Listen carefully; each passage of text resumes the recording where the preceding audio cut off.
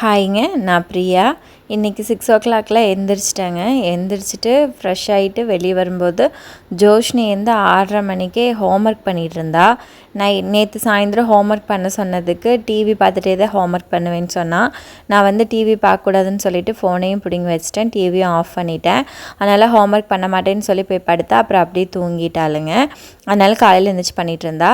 நான் இன்றைக்கி 2 விதமாக அரிசி ஊற வச்சுருந்தேங்க, 2 தடவை.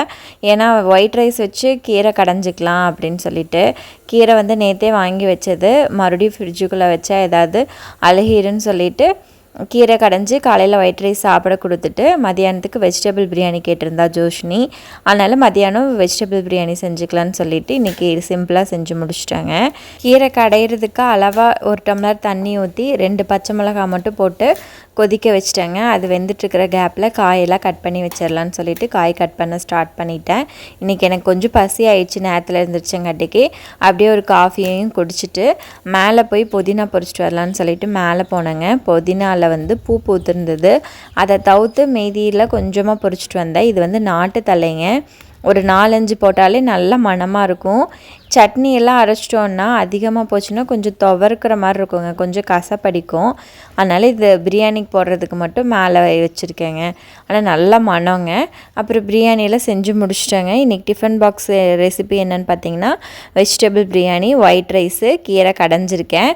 லச்சிதாவுக்கு வெஜிடபிள் பிரியாணி கொஞ்சம் காரமாக இருந்தங்காட்டிக்கு கொஞ்சம் நெல்லிக்காய் சாப்பாடு கிளறிட்டேன். ஸ்நாக்ஸ் ஒரு கேக்கும் நேந்திர சிப்ஸும் வச்சுட்டேங்க. சாப்பிட்றதுக்கு ஜோஷ்னிக்கு ஒயிட் ரைஸும் கீரையும் போட்டு கொடுத்துட்டேன். ஒரே ஒரு முட்டை தாங்க இருந்தது, அதனால் அதை ஸ்க்ராம்பிள் பண்ணி ஜோஷ்னிக்கு பாதி லக்ஷிதாக்கு பாதி வச்சுட்டேன். ஏன்னா பாகுபாடு பார்க்கக்கூடாது இல்லைங்களா, அதனால் 2 பேர்த்துக்கு இருக்கிறத ஷேர் பண்ணிட்டேன்.